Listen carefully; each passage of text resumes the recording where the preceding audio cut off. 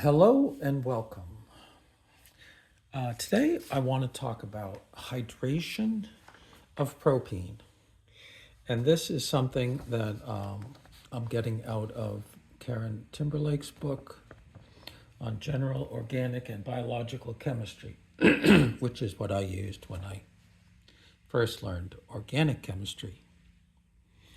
And in particular now, what I thought was interesting about this is this rule, Markovnikov's rule for the hydration of alkenes.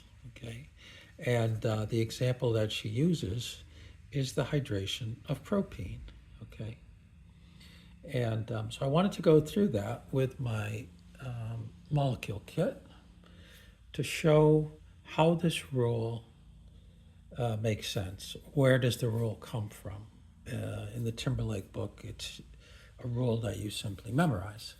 But here I want to show some of the logic. So what we have here is propene, sulfuric acid, where it is 100% ionized, and it's in an aqueous solution. Okay, so we have H2O molecules, and the idea is that the propene has a pi bond at the double bond location.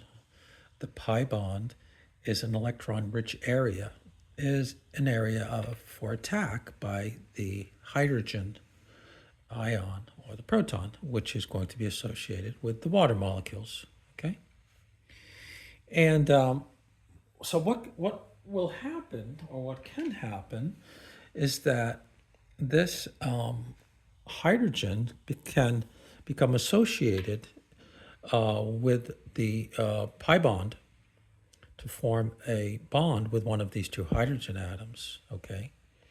And there are two ways that it can do it, okay? It could do it this way,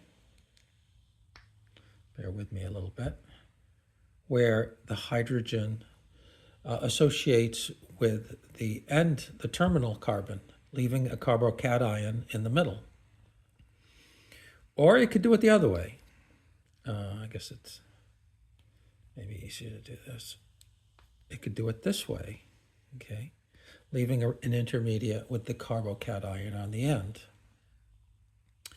Now, the one that actually forms, this is something that's done in the manufacturing, for example, of isopropyl alcohol, because that's what you could get out of one of these reactions. When it's in this formation, the carbocation is going to have sp2 bonding, and it's going to have one empty orbital. The empty orbital will be a p orbital. Okay, the bond angle will be 120 with the sp2 hybridization. In the chem kit, this bond is still going to show the tetrahedral bonding, but you have to use your imagination. This will flatten out, and you'll have an empty p orbital and a positive charge center. Now, the adjacent carbons will have a carbon-hydrogen bond as a sigma bond that can provide some overlap with the p bond here. And this can produce a lower energy state, okay, where there is, it's a little bit like a resonance structure, only in this case, we're not having the resonance with a double bond and single bond, and this p bond is unoccupied. But the electron, which is in the bond here, can form a certain percentage of time in the unoccupied p orbital. That lowers the energy because it distributes the charge more evenly across the molecule. The alkyl groups, this has an alkyl group, a methyl group on either side. They are weakly donating groups because the more electronegative carbon becomes a source of electron density, which can then work its way to the carbocation, reducing the overall density, which makes a lower energy solution. Now, when the hydrogen atom associates in this direction, you don't get the benefit, as much benefit from this delocalization of charge because the carbocation is on the end. So this one is the one which actually forms, and this is called the hydrogen associating with the carbon, which has more hydrogens, okay? And it's another way of saying that the carbocation in the location which it is the more substituted location, so it has fewer, produces the more stable carbocation configuration. And when we say by more stable, we mean lower energy. And what that means is, when we say lower energy, what that means is when the hydrogen ion is interacting in this location, it is going to move to the configuration of lower energy. That's as if there were a force essentially moving it. It's like water going downhill or a positive charge being attracted to a negative charge.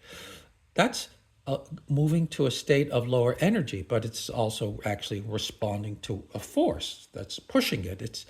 It's not just by chance. It actually is moved this. And in this type of reaction, essentially 99.9% of the output product is this product. This is the carbocation which forms in this reaction, and that becomes the intermediate.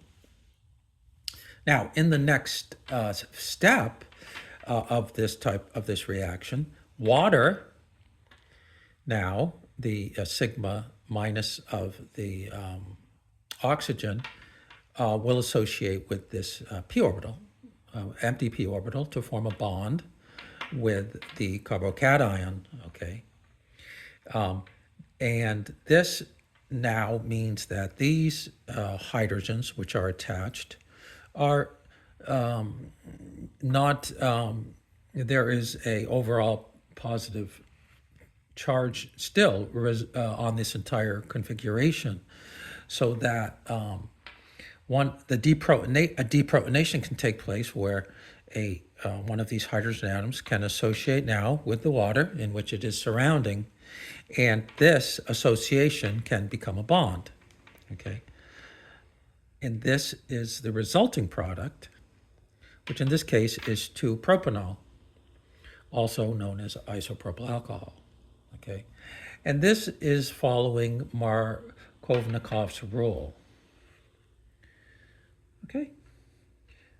So that's a walkthrough on an example of Markovnikov's rule in the case of propene. Okay, thanks.